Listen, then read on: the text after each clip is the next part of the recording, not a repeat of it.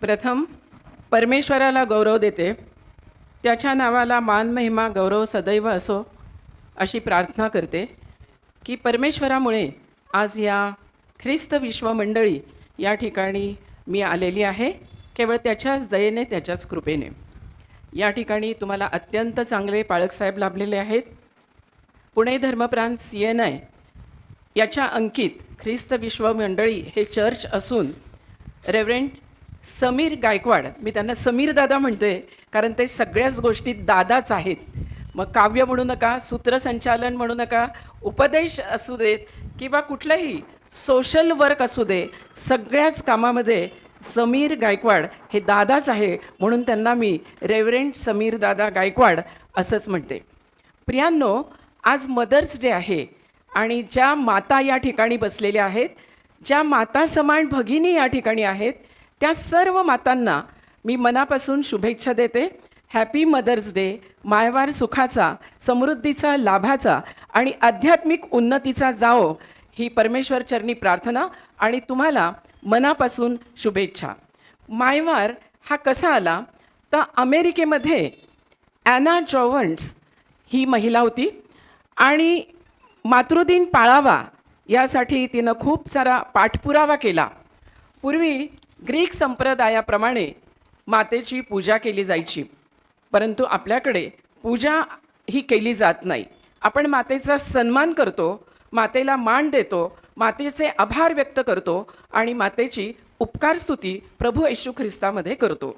आधी आपण परमेश्वरालाच महत्त्व देतो आणि म्हणूनच बऱ्याच काव्यामध्ये, बऱ्याच गीतांमध्ये नावा टिळकसुद्धा म्हटलेले आहे, ख्रिस्त गुरु माऊली गमाय माझी, ख्रिस्त गुरु माऊली.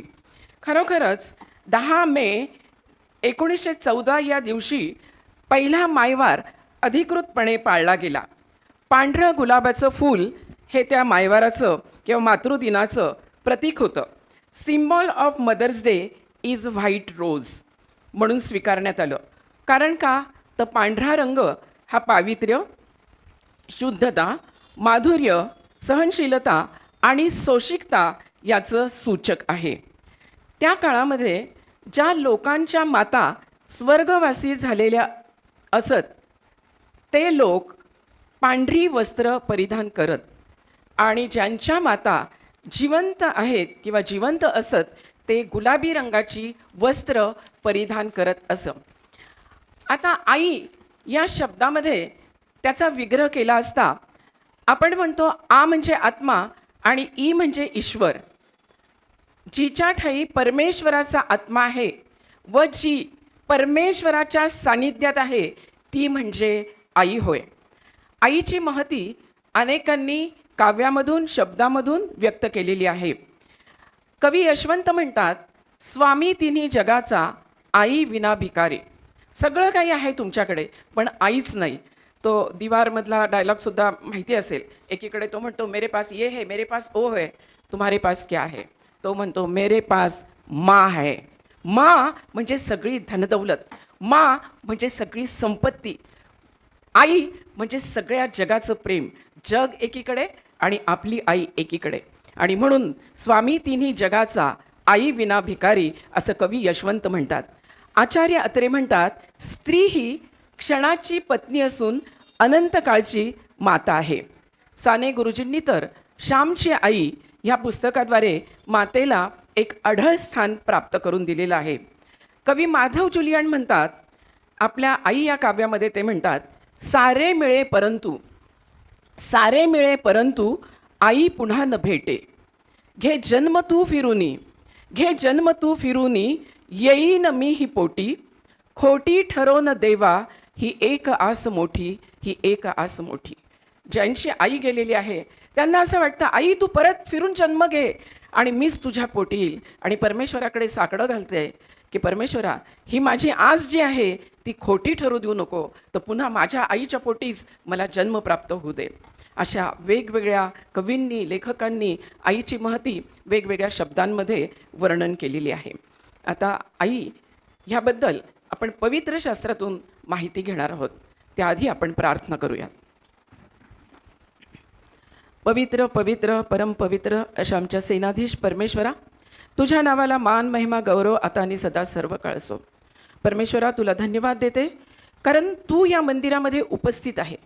परमेश्वरा, ह्या लहान लहान लेकरांच्या स्तुतीमधून, गायनामधून, महिलांनी केलेल्या आराधनेमधून, शास्त्रवाचनातून आणि परमेश्वरा मध्यस्थीच्या प्रार्थनातून, प्रत्येक गोष्टीतून तुझं अस्तित्व आणि तू इथं असल्याचं आम्हाला प्रगट झालेलं आहे. त्याबद्दल तुला आणि तुलाच धन्यवाद देते.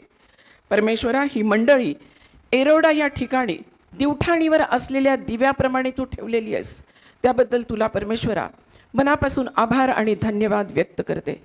आज या मायवरी ज्या माता या ठिकाणी बसलेल्या आहेत परमेश्वरा, त्या मातांना आणि मातांप्रमाणे काम करणाऱ्या ज्या बायोलॉजिकल मदर्स नाहीत परंतु मातेसमान काम करतात, त्या सगळ्यांना आणि बसलेल्या माझ्या बंधूंना सगळ्यांना तू आशीर्वादित आणि आशीर्वादित कर, अशी कळकळीची आग्रहाची प्रार्थना आणि विनंती करते. जे काही आम्ही बोलणार आहोत परमेश्वरा, ते तुला रुचेल, तुला आवडेल आणि तुझी स्तुती होईल असंच आम्ही बोलावं. ह्यासाठी परमेश्वरा माझ्या अंतःकरणाला, माझ्या ओठाला तू स्पर्श कर. माझ्या मनचे विचार आणि माझे तोंडचे शब्द तुला मान्य असोत. तू दिलेला पुत्र प्रभू येशू ख्रिस्त याच्या गौरवी नावात मागते, म्हणून तो ऐक. आमेन. पहिली माता कोण आहे मला कोण सांगू शकेल?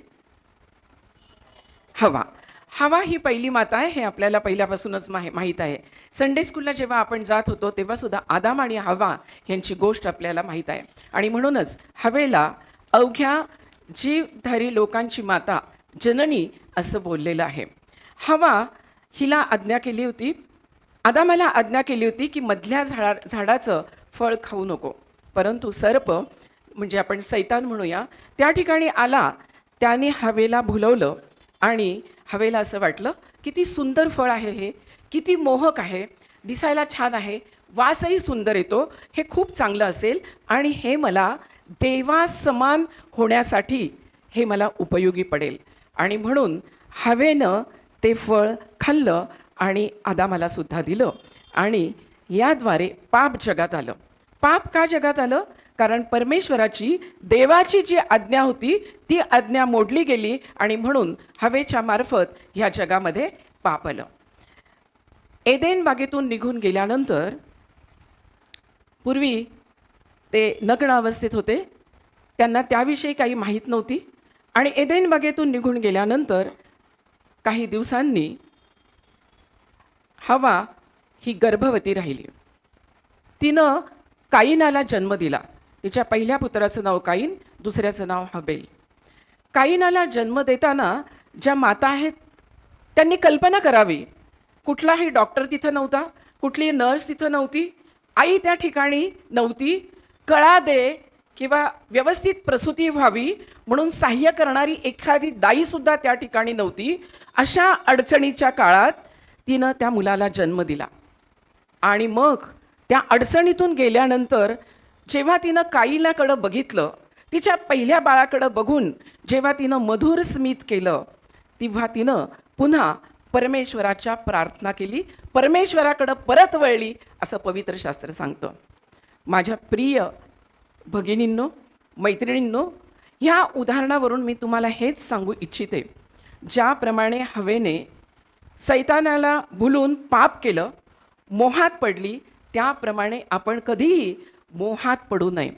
मोह असला की वासना असते, वासना अस्तित्वात आली की पाप येतं, आणि पाप आलं की पापाचं वेतन मरण आहे, हे लक्षात ठेवणं गरजेचं आहे. आपण सगळ्यात जास्त कशाला घाबरतो? तर आपण सगळ्यात जास्त मरणाला घाबरतो. आपल्याला कुणालाच, कितीही म्हातारं झालो, कितीही काही असलं तरी आपल्या कुणालाच मरण नको असतं. जास्तीत जास्त दिवस आपण ह्या पृथ्वीवर जिवंत राहावं, आनंदात राहावं, आपल्या इच्छा आकांक्षा पूर्ण कराव्या, असा प्रत्येक मनुष्य प्राण्याचा विचार असतो, कल्पना असते, इच्छा असते. आणि म्हणून जसं हवेने पाप करून या ठिकाणी मरण उपजविले, तसं आपण स्वतःला परमेश्वराच्या विश्वासात दृढ राहूयात, परमेश्वरावर प्रीती करूयात. परमेश्वरावर प्रीती करणं म्हणजे काय? परमेश्वरावर प्रीती करणं म्हणजे परमेश्वराच्या आज्ञा पाळणं. ज्या परमेश्वरानं नेमून दिलेल्या आज्ञा आहेत त्या पाळणं म्हणजे परमेश्वरावर प्रीती करणं होय.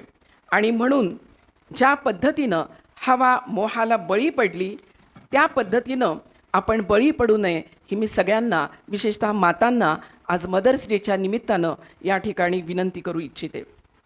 याकोबाचे पत्र पहिला अध्याय 14 आणि 15 वचनात म्हटलेलं आहे, तर प्रत्येक माणूस आपल्या वासनेने ओढला जातो व भुलविला जातो, तेव्हा मोहात पडतो व मग वासना गर्भवती होऊन पापाला जन्म देते आणि पाप परिपक्व झाल्यावर मरणास उपजविते.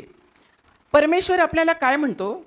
परमेश्वर अनुवाद याचा 30वा अध्याय 19व्या वचनात म्हणतो, आनंद व दुःख, प्रकाश व अंधकार, आशीर्वाद व शाप, जीवन व मरण हे मी तुम्हापुढे ठेवले आहे.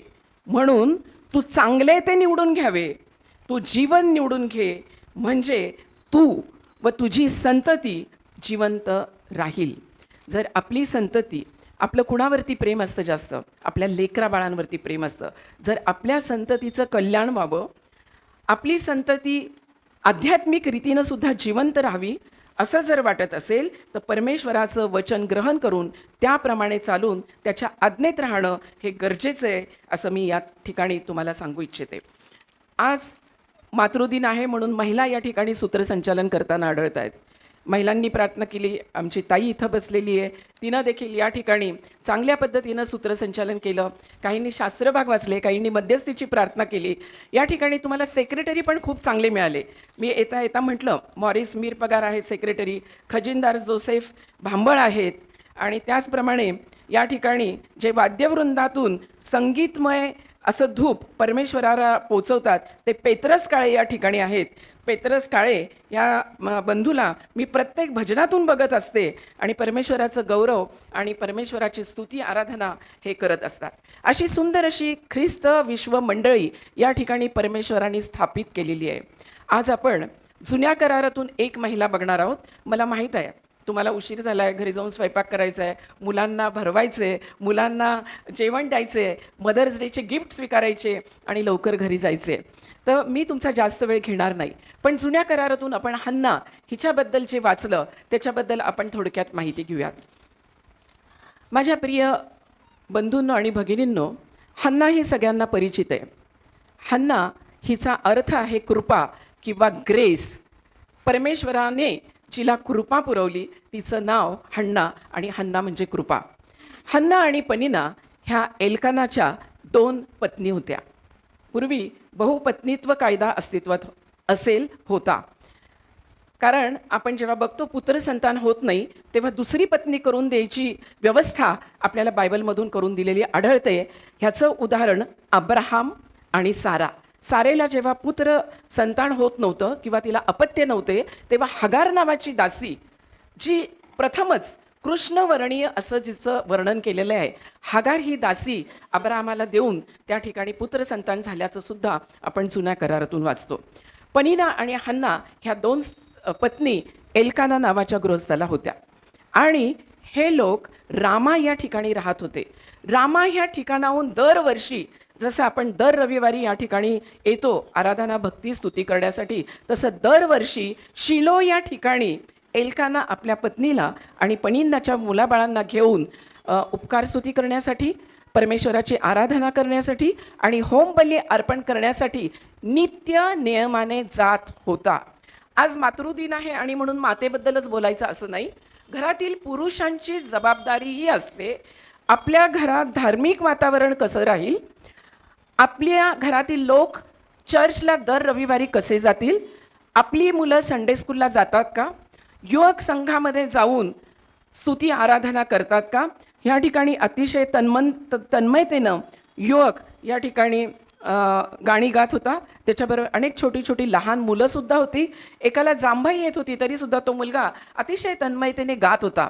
हे मातेनं केले संस्कार. बाळा तू झोपून राहा, मोठा झाल्यानंतर मग तू चर्चला जा, असं न म्हणता जी माता आपल्या मुलांना दर रविवारी संडे स्कूलला घेऊन येते, युवकांना युवक संघामध्ये प्रार्थनेमध्ये ठेवते, गाणं स्तुती भजन ह्याच्यामध्ये ठेवते, तीच माता धन्य आणि तीच माता आदर्श आहे, हे मी या ठिकाणी नमूद करू इच्छिते. एल्काना दरवर्षीप्रमाणे त्या वर्षीसुद्धा होम बली अर्पण करण्यासाठी शिलो या ठिकाणी गेला. शिलो या ठिकाणी गेल्यानंतर पणीनाची मुलं देखील त्या ठिकाणी होते आणि पणीना तिला चिडवू लागली. ही वांज आहे, हिला मुलं नाहीत, आणि त्यामुळं हन्ना खिन्न होत असे. ती उठली, जेवणही केलं नाही तिने, ती उठली आणि पळत पळत पवित्र मंदिरात गेली आणि पवित्र मंदिरामध्ये जाऊन रडून प्रार्थना करू लागली.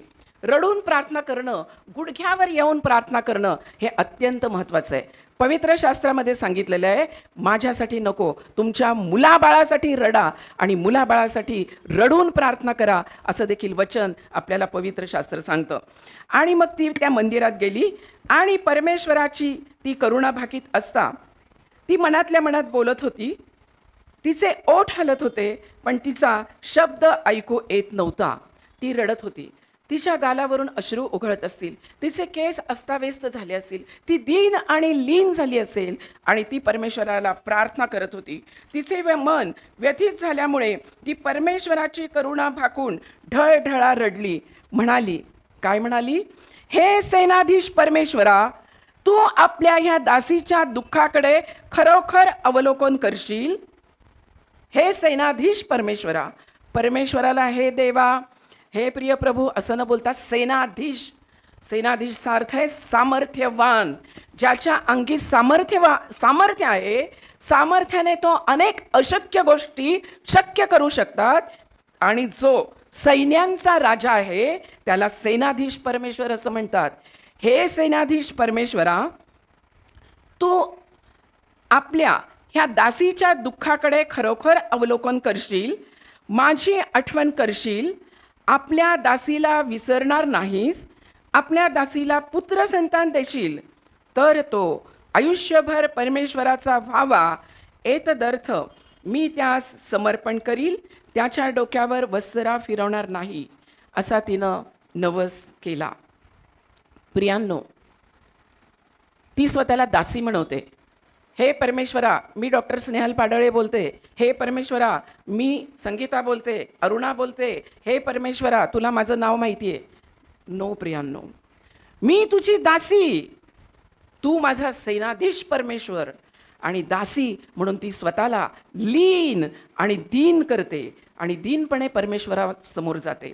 अत्यंत दीन होऊन, लीन होऊन मगच त्या सर्व समर्थासमोर जाणं हे देखील गरजेचं आहे, हे विसरता कामा नये. आणि परमेश्वरापुढं ती अशी करुणा भाकत असताना एली तिच्या मुखाकडे पाहत होता.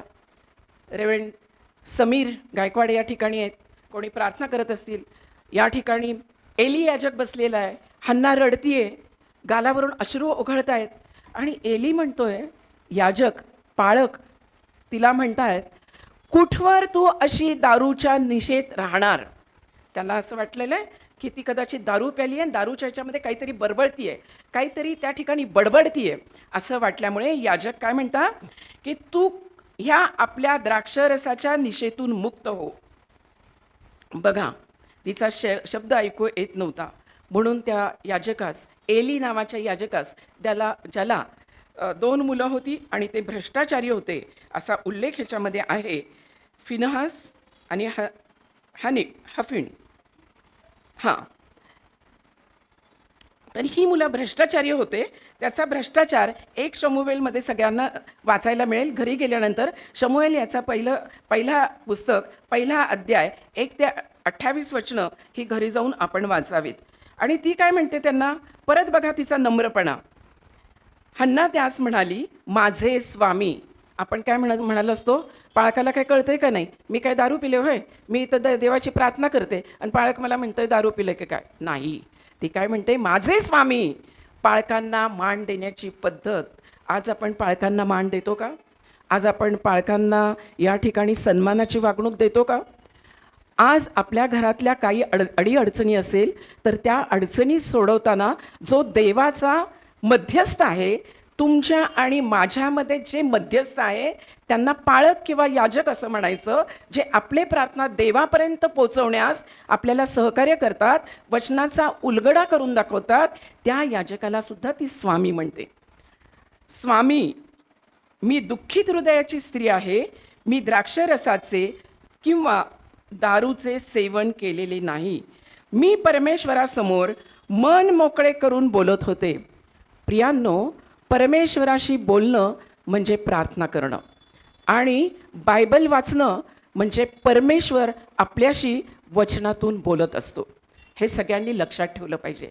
ज्याला कोणाला परमेश्वराशी बोलायचं आहे त्यांनी एकांतात जाऊन प्रार्थना करणं गरजेचं आहे. प्रभू येशू ख्रिस्त एकांतात जाऊन प्रार्थना करत असे. जर आपण प्रभू येशू ख्रिस्ताचे शिष्य आहोत तर आपण सुद्धा प्रार्थना ही गुडघ्यावर येऊन एकांतात जाऊन परमेश्वराशी बोललं पाहिजे. आपल्या विनवण्या मागण्या ह्या सगळ्या परमेश्वराला कळवल्या पाहिजेत आणि त्याच्याबरोबर त्याची उपकार स्तुती देखील केली पाहिजे. फक्त मागण्यासाठी प्रार्थना नसते, परंतु आम्हाला जे जीवन दिलेलं आहे त्याच्यासाठी उपकार स्तुती करण्यासाठी सुद्धा प्रार्थना ही करावी लागते. आणि कारण विलापगीतामध्ये सांगितलेलं आहे, तुम्ही आणि मी आज या ठिकाणी का आहोत? आपण भस्म झालो नाही ही परमेश्वराची कृपा होय, कारण त्याची करुणा रोज नवी होते. त्याच्या करुणेत खंड पडत नाही. प्रियांनो, आपण भस्म झालो नाही. काही लोकांनी आजचा रविवार बघितला नसेल, काही मातांनी आजचा हा मदर्स डे बघितला नसेल. तुम्ही आणि मी आज जिवंत आहोत. कशासाठी आपण जिवंत आहोत? कारण परमेश्वराची कृपा आपल्यावरती आहे. कशासाठी? आपल्याला देवाने या पृथ्वीवर पाठवलेलं आहे. ग्रेट मिशन आपल्याला दिलेलं आहे. मत्ते 28:19-20 मध्ये म्हटलेलं आहे, जाऊन सुवार्ता सांगा, पिता पुत्र पवित्र आत्मा याच्या नावाने बाप्तिस्मा द्या, जे मी तुम्हास आज्ञा पिले ते त्यास शिकवा, आणि पहा युगाच्या समाप्तीपर्यंत सदोदित मी तुम्हा बरोबर आहे. प्रियांनो, सुवार्ता सांगण्यासाठी, परमेश्वराचं गुणगान गाण्यासाठी आपण या पृथ्वीवर आहे, हे सुद्धा आपण आज लक्षात ठेवूया. हन्ना, मी आपली दासी कोणी अधम स्त्री आहे असे समजू नका. मला चिंता व क्लेश मनस्वी झाल्यामुळे मी एवढा वेळ बोलत होते, म्हणजे एवढा वेळ मी परमेश्वराशी बोलत होते, प्रार्थना करत होते. मत्तयाच्या 28व्या अध्यायामध्ये आणि 11व्या वचनात म्हटलेलं आहे, अहो कष्टी व भाराक्रांत जन हो, तुम्ही सर्व मजकडे या, म्हणजे मी तुम्हास विसावा देईन. जेव्हा आपण कष्टी होतो, दुःखी होतो, भाराक्रांत होतो दुःखाने, एखाद्या समस्या आरोग्याची असू दे, सामाजिक असू दे, कौटुंबिक असू दे, ती आपल्याला भेडसावत असते, तेव्हा आपण इकडं तिकडं कुठं न जाता परमेश्वराच्या चरणाशी लीन होऊन परमेश्वराची प्रार्थना केली पाहिजे. ती म्हणाली, ह्या आपल्या दासीवर आपली कृपादृष्टी हो. मग ती स्त्री परत जाऊन त्या स्त्रीने अन्न सेवन केलं. तोपर्यंत ती जेवली नव्हती. तिनं नंतर जाऊन अन्न सेवन केलं. याच्यावरून मला असं वाटतं की उपवास आणि प्रार्थनेला किती महत्त्व आहे. उपवास केला असेल तिनं की परमेश्वरा मला तू लेकरू दे, म्हणून तिनं उपवास केला असेल, प्रार्थना केला असेल. सगळ्यात जास्त शक्ती कशामध्ये आहे तर उपवास आणि प्रार्थनेमध्ये. एक दिवस मी माझ्या क्लिनिकमध्ये बसलेली होते आणि त्या ठिकाणी त्यावेळेस मोबाईल नव्हते. फोन वाजला आणि मला सांगितलं, ताई लवकर या, तुमच्या घराला आग लागली, तुमच्या घराला आग लागली. मी पायात पायताणंसुद्धा घातली नाही, मी माझे चप्पलसुद्धा घातले नाही आणि पळत पळत मी महर्षीनगरच्या माझ्या घरी गेले. बघितलं तर ज्या खोलीमध्ये माझी आजी बुधवार आणि शुक्रवार उपवास करत होती, गुडघ्यावर येऊन प्रार्थना करत होती, त्या घराला आग लागली नाही. प्रियांनो, ते घर आणि पवित्र शास्त्र परमेश्वराने अबाधित ठेवलं. ती चाळ आमच्या घराच्या पेटण्यामुळं संपूर्ण व उद्ध्वस्त झाली असते, परंतु प्रार्थना ज्या ठिकाणी आजी आणि ज्या ठिकाणी माझी आई बुधवार आणि शुक्रवार उपवास आणि प्रार्थना करून जी रडून प्रार्थना करत होती, त्यामुळे घराचं, कुटुंबाचं, घरातील वस्तूचं आणि आजूबाजूच्या शेजाऱ्यांचं रक्षण परमेश्वराने केलेलं आहे. प्रियांनो, हे असे अनुभव हे आपल्याला येतात. जर पौल देखील तिमथ्याला म्हणतो, तुझी आई युनिके आणि आजी लोईस यांच्या ठिकाणी मला हा विश्वास आढळलेला आहे. आपली आजी, आपली आई आज विश्वासात आहे का? आपल्या लेकरांना आज शास्त्रवचनं पाठ करायला सांगते का? मी एका ख्रिस्ती कुटुंबाच्या घरी गेले होते आणि ते मला म्हणाले, ताई अहो जरा थांबा ना, थांबा. मी म्हटलं नाही, मला उशीर होतो. आमची मुलगी सैराटवरती झिंगझिंग झिंगाटवरती फार सुंदर गाणं डान्स वगैरे करते, ते डान्स बघून जा. ख्रिस्ती कुटुंबाकडून ही अपेक्षा माझी नाही आहे. ख्रिस्ती कुटुंबाने, आपल्या आईने, आपल्या आजीने मुलांना बायबलमधली वचनं पाठ करायला सांगा. आता मगाशी दावीद राजाचं गाणं गायलं युवक संघाने त्या मुलांनी, की किती छान दावीद राजा हा नाचत होता कोश घेऊन जाताना. असं मुलांना घडवा. अनुवादाच्या पुस्तकामध्ये काय लिहिलेलं मला कोण सांगेल? अनुवादाचा 6वा अध्याय 4थं वचन. तू आपल्या मुलांना उठता बसता परमेश्वराचं वचन सांग. कपाळपट्टीवरती ते लाव, घराच्या दारावरती देखील ते लाव, फाटकावरती ते लिही आणि त्यांच्या मनावर ते बिंबिव.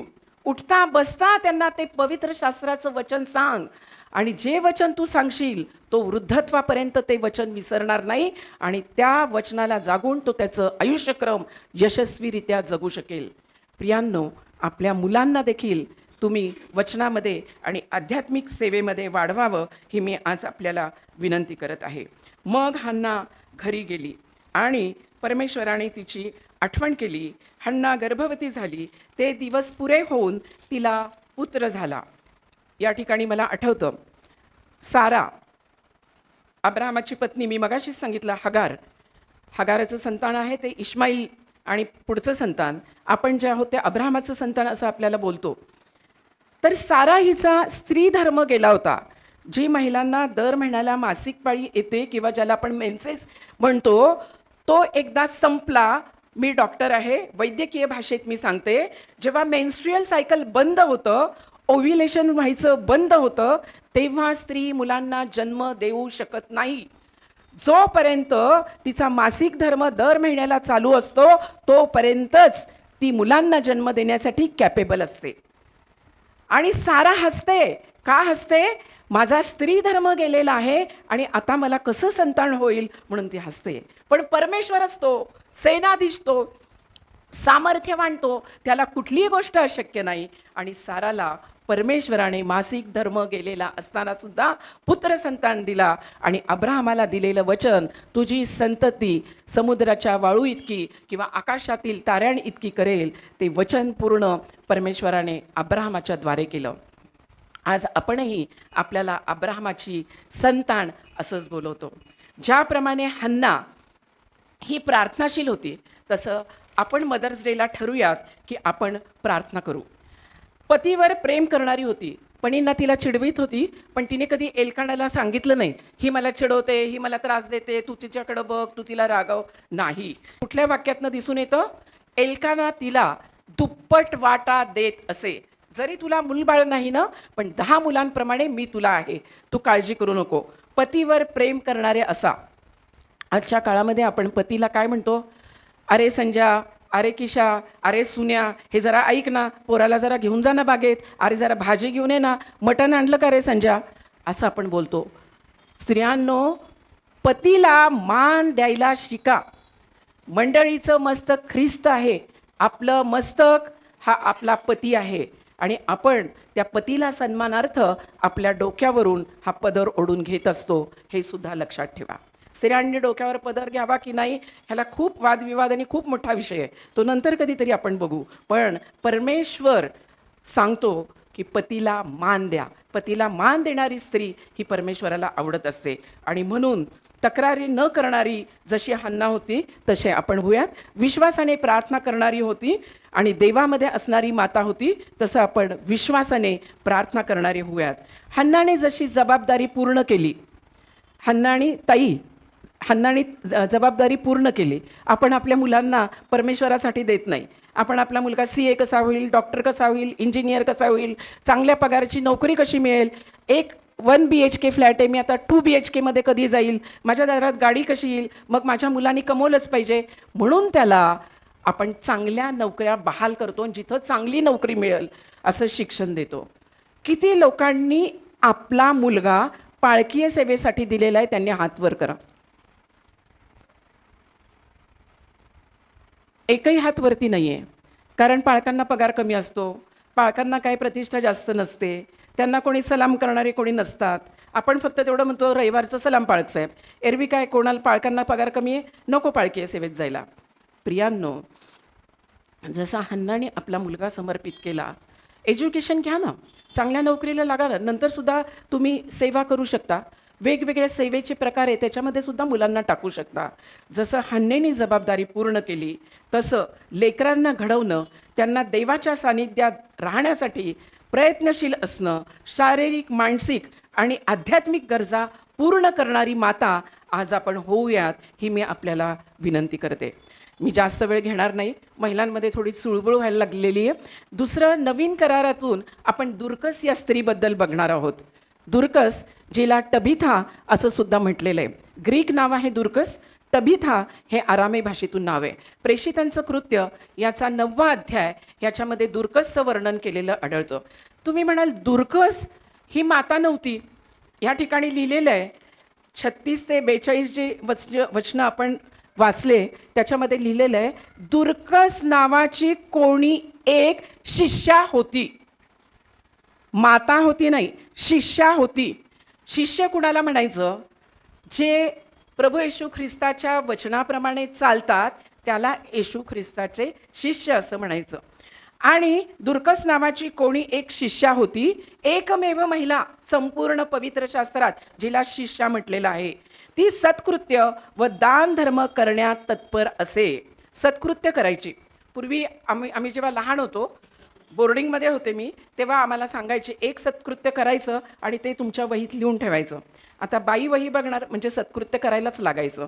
मग साधं आम्ही म्हणायचो, एका बाईला रस्ता ओलांडायला मदत केली, आंधळ्याला धरून बाबा पलीकडे घेऊन गेलो, किंवा एखादीला आम्ही गणित सुटलं नाही त्या गणित सोडवण्यामध्ये तिला मदत केली. सत्कृत्य लिहायला सांगायचे म्हणून आपण ती करायचो लहानपणी. परंतु ही अशी शिष्या होती की जी सत्कृत्य आणि दान धर्म करण्यात अतिशय तत्पर होती. आपण सत्कृत्य करावीत आणि दान धर्मही करावा. दान धर्म करताना आपण मूठ झाकून कमीत कमी पैसे परमेश्वराच्या दानकोशात टाकतो. परंतु तुम्हाला एक वचन माहिती आहे का? तुम्ही जितकं देता त्याच्या 100 पटीने तर देव देतोच, पण आकाशे कपाटे उघडून पुरणार नाही एवढ्या आशीर्वादाची ओतप्रोत संपूर्ण तुमच्यावरती वृष्टी करतो, हे लक्षात ठेवा. जे आशीर्वाद पैशाने मिळणार नाही ते आशीर्वाद परमेश्वर आकाश कपाटे उघडून देतो, हे सुद्धा आपण लक्षात ठेवलं पाहिजे. आणि म्हणून दान धर्म करण्यात, चर्चला वर्गणी देण्यात आपण कुचराई करू नये. जे काही आपल्याकडे आहे त्याचा 10% आपण मंदिरात दिला पाहिजे. मग परमेश्वर आपल्याला किती आशीर्वाद देतो ह्याची प्रचिती आणि प्रतीती आल्याशिवाय तुम्हाला राहणार नाही. प्रियांनो, दुर्कस ही दान धर्म करण्यात तत्पर असे. ती एकटीच अशी स्त्री होती की येशू ख्रिस्ताची शिकवण आचरणात आणत होती आणि म्हणून तिचं सामान्यपण बदलून गेलं. ती दिसायला सुंदर नव्हती. विवाह आणि अपत्य ह्या दोन्ही गोष्टी तिच्यापासून दूर होत्या. ती माताही नव्हती आणि ती कुणाची पत्नीही नव्हती. त्याच्यामुळे ते सगळं तिच्यापासून दूर होतं. तरी तिचं तारण झालेलं होतं. तिचा प्रभू होण्यापूर्वी तिचा तारणारा झाला होता. ती विश्वासू होती. तिने आपला विश्वास कृतीतून प्रगट केला. कसा प्रगट केला? विधवा रडत उभ्या राहिल्या आणि दुर्कस त्यांच्याबरोबर होती तेव्हा ती जे अंगरखे व जी वस्त्रे करीत असे ती त्यांनी, त्या विधवा स्त्रियांनी पेत्राला दाखवली. ज्या ठिकाणी दुर्कस राहत होती त्या ठिकाणचं नाव यापो. यापो हे भूमध्य समुद्राच्या किनाऱ्यावर होतं. ज्या वेळेस प्रतिकूल हवामान असे, जहाज आणि बोटी उलटून जात असत आणि त्यामध्ये अनेक कोळी मृत्युमुखे पावत असे आणि मग ह्या ज्या कोळीनी होत्या त्या विधवा होत असत आणि त्या विधवांना नीतीचं शिक्षण कसं द्यावं, त्यांची काळजी कशी घ्यावी ही दुर्कस बघत असे. विधवांची काळजी घेणारी होती. आणि खरा जो धर्म आहे, खरं धर्म कशाला म्हणतात? मला कोण धर्माची व्याख्या सांगू शकेल का? धर्म म्हणजे काय? मी ख्रिस्ती धर्माची आहे, तो हिंदू धर्माचा आहे, तो मुस्लिम धर्माचा आहे. धर्म म्हणजे काय? संस्कृतमध्ये धारा यती यती धर्म असं म्हटलेलं आहे. पण पवित्र शास्त्र याकोबाचं पत्र याचा 1 अध्याय आणि 27व्या वचनामध्ये काय म्हटलेलं आहे? जो विधवांची आणि अनाथांची त्यांच्या संकट समयात समाचार घेतो आणि स्वतःला जगापासून निष्कलंक ठेवतो त्याला धर्म असं म्हणतात. आणि हा धर्म दुर्कस पाळत होती. विधवांचा आणि अनाथांचं संगोपन करणं, येशू ख्रिस्ताची शिकवण सांगणं, त्यांचे झगे शिवून देणं, हे काम दुर्कस करत होती. आणि म्हणून मला आज दुर्कस देखील माता नसली बायोलॉजिकल, जरी तिने प्रसवून डिलिव्हरी होऊन मुलांना जन्म दिला नव्हता, तरी ती विधवांचा अनाथांचा सांभाळ करणारी एक माताच होती प्रियांनो. आणि म्हणून आज मदर्स डेला दुर्कसला विसरून चालणार नाही. Mother Teresa, Bharat Ratna mother Teresa, ज्या भारतात आल्या, अनाथांना सांभाळलं, अपंगांना सांभाळलं. आणि ज्या वेळेस मी कलकत्त्याला गेले, त्यावेळेस पहिल्यांदा गेल्यानंतर एक पाळणा दिसला, बरं का रेव्हरंड साहेब, पाळणा दिसला. मी त्यांना विचारलं मदतनीसला, हा पाळणा कशासाठी ठेवला? त्यांनी सांगितलं की ज्या अनैतिकतून मुलं जन्माला येतात, ज्याचा गळा दाबून मारलं जातं, उकिरड्यावर फेकले जातात, तिकडं न फेकता त्यांनी आमच्या आश्रमात आणून ह्या पाळण्यात मूल टाकावं आणि घंटा वाजवावी. मग आम्ही येऊन ते मूल घेतो आणि मग त्या मुलाची जोपासना करतो, त्याचे पालक होतो, त्याचे आईवडील होतो आणि त्या मुलाला चांगलं शिक्षण देतो. ज्यावेळेस कचऱ्यातलं मूल मदर टेरेसांनी उचललं, त्यावेळेस शेजारच्यांनी विचारलं, हे घाणेरडं कचऱ्यात पडलेलं कुठल्या तरी संबंधातून आलेलं मूल मदर तुम्ही का उचलता? मदरनी एकाच वाक्यात उत्तर दिलं, ह्या मुलामध्ये मला येशू ख्रिस्त दिसतो आहे आणि तो ख्रिस्त दिसतो आहे म्हणून मी त्या ख्रिस्ताला जवळ घेतलेला आहे. प्रियांनो, अनाथ आणि विधवा यांची काळजी होणारी माता व्हा.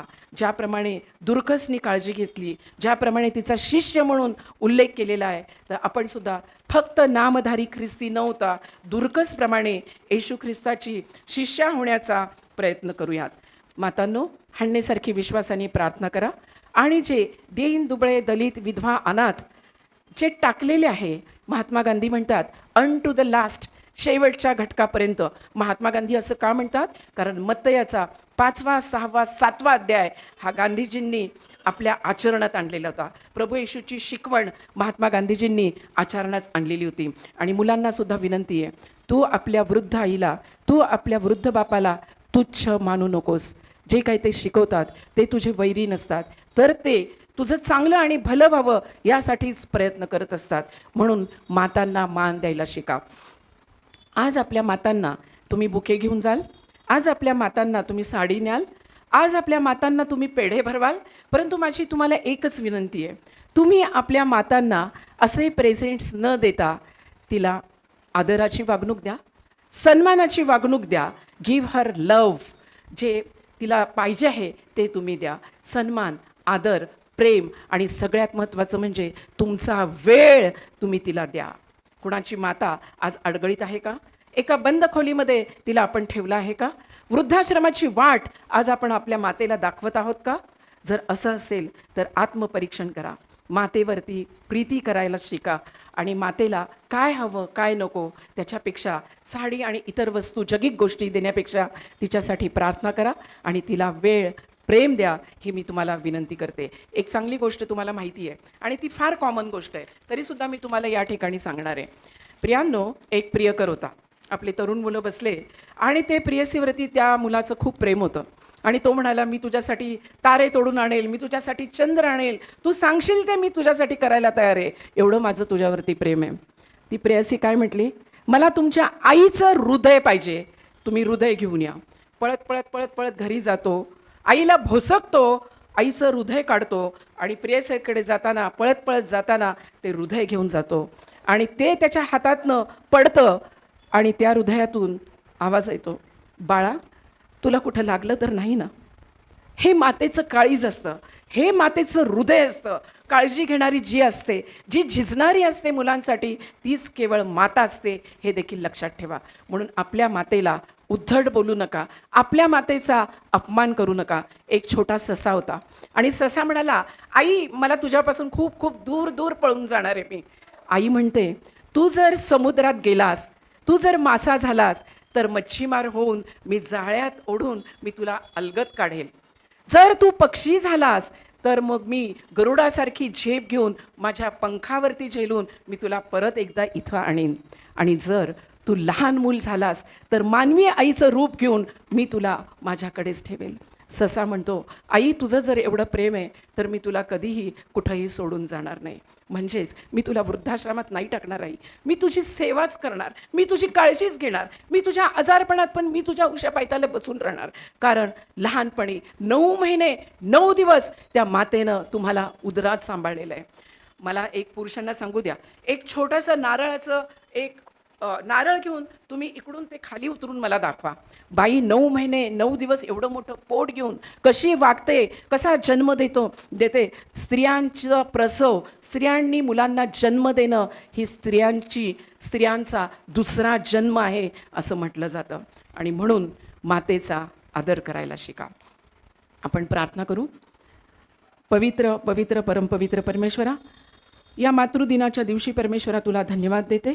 हन्नेसारखी विश्वासाने प्रार्थना करणारी, पतीच्या आज्ञेत राहणारी आणि परमेश्वराला मुलांचं समर्पण करणारी माता होण्यासाठी तू आमच्या मनाला स्पर्श कर.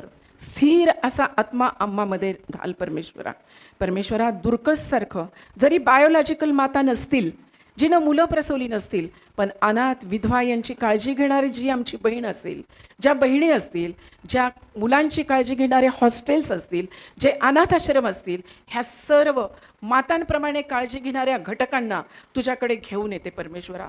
त्यांना देखील ओतप्रोत असा आशीर्वाद दे. आणि परमेश्वरा, आमच्या ठिकाणी जी ख्रिस्त गुरु माऊली आहे ती सदैव वसत राहावी, यासाठी परमेश्वरा आमच्या प्रत्येकाच्या अंतकरणाला स्पर्श कर, अशी कळकळीची आग्रहाची प्रार्थना आणि विनंती करते. इथं बसलेल्या प्रत्येकाला आशीर्वादित आणि आशीर्वादित कर. हे तुझं लेकरू आहे परमेश्वरा. यासाठी परमेश्वरा ह्या लेकरांनी रिकामं जाऊ नये, रिक्त हस्ते जाऊ नये, तर तुझा आशीर्वाद आणि तुझी वचनांची शिदोरी घेऊन जावं, यासाठी प्रत्येकाच्या अंतकरणाला स्पर्श कर. हे परमेश्वरा, बोलण्यासाठी सामर्थ्य दिलं त्याबद्दल धन्यवाद देते. पाळक साहेबांना विशेष रीतीने आशीर्वादित कर. सेक्रेटरी, खजिनदार, एल्डर वर्ग, महिला वर्ग, संडे स्कूलची लेकरं आणि तरुण संघ यांना देखील आशीर्वादित आणि आशीर्वादित कर. सर्व मागण्या विनंत्या तू दिलेला पुत्र प्रभू येशू ख्रिस्त याच्या गौरवी नावात मागते म्हणून तू ऐक. आमेन.